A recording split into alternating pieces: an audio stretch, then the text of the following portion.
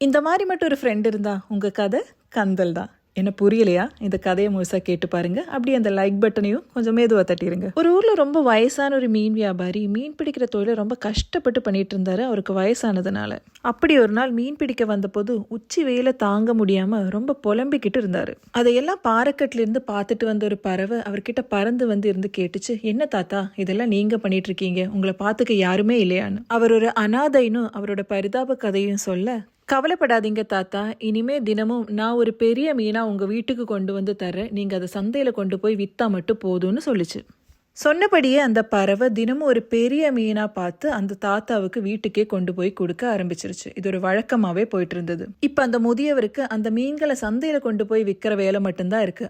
அது அவர் தினமும் பண்ண அவர் கையில காசு வர ஆரம்பிச்சிருச்சு. அப்படி சேர்த்து வச்ச காசுல அவர் ரொம்ப அழகான ஒரு வீட்டை வாங்குறாரு. அப்படியே அவருக்கு உணவு சமைக்கிறதுக்காக ஒருத்தர் வேலைக்கும் வச்சிருக்கிறாரு.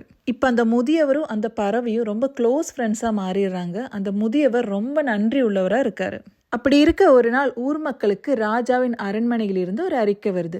இந்த பறவையை ராஜாவுக்கு தேவை, இந்த பறவையை பத்தின அறிவு கொடுப்பவர்களுக்கு ராஜாவின் சொத்திலிருந்து பாதி தரப்படும் என்பதுதான் அறிக்கை. இதை கேட்ட அந்த முதியவருக்கு இரவு முழுக்க தூக்கமே இல்லை. பேராசையும் இருக்கு, நன்றி உணர்ச்சியும் இருக்கு. பறவையை காட்டி கொடுக்கலாமா இல்லை வேண்டாமா யோசிச்சுட்டே இருக்காரு. ஆனா கடைசியில பேராசை தான் ஜெயிக்குது. விடியற் காலையிலேயே ராஜாவை பார்க்க அரண்மனைக்கு செல்றாரு. அந்த பறவையை தான் பிடித்து கொடுப்பதாகவும் அதுக்காக தனக்கு உதவியாள்கள் வேணும் அப்படின்னு ராஜா கிட்ட கேட்கிறாரு. ராஜாவும் சந்தோஷமா ஓகே சொல்ல உதவியாட்களோட அவர் வீட்டுக்கு வர்றாரு. உதவியாட்களை வீட்டுக்குள்ளார மறைஞ்சிருக்க சொல்றாரு. இது ஒண்ணுமே தெரியாத அந்த பாவம் பறவை எப்பவும் போல மீனை கொண்டு வந்து அவர் வீட்டுக்கு முன்னாடி நிக்குது. அப்ப அவர் பறவையை பார்த்து சொல்றாரு, நீ எனக்கு பண்ணின எவ்வளவோ உதவிக்கு நான் ரொம்ப நன்றி பட்டவனா இருக்கேன், எனக்கு அந்த நன்றி எல்லாம் எனக்கு உங்ககிட்ட காட்டணும், அதனால நீ என் வீட்டுக்குள்ளாரவா அப்படின்னு கூப்பிட பறவையும் யோசிச்சுட்டே இருந்தாலும் இவர் மேல இருக்கிற நம்பிக்கையில வீட்டுக்குள்ளார போகுது. பறவை வீட்டுக்குள்ளார வந்ததும் இவர் அந்த பறவையோட ஒரு காலை இறுக்கமா பிடிச்சு உதவியாட்களை அழைக்கிறாரு. ஆனா உதவியாட்கள்னால இந்த பறவையை தொட முடியல. அது உயரத்துல பறந்துருச்சு இவரையும் தூக்கிக்கிட்டே.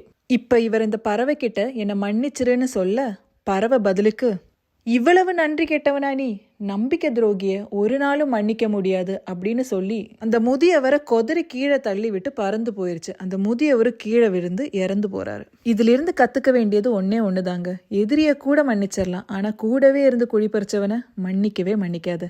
வாங்க பேசலாம். இது உங்களுக்கான இடம் பெண் பேச்சு.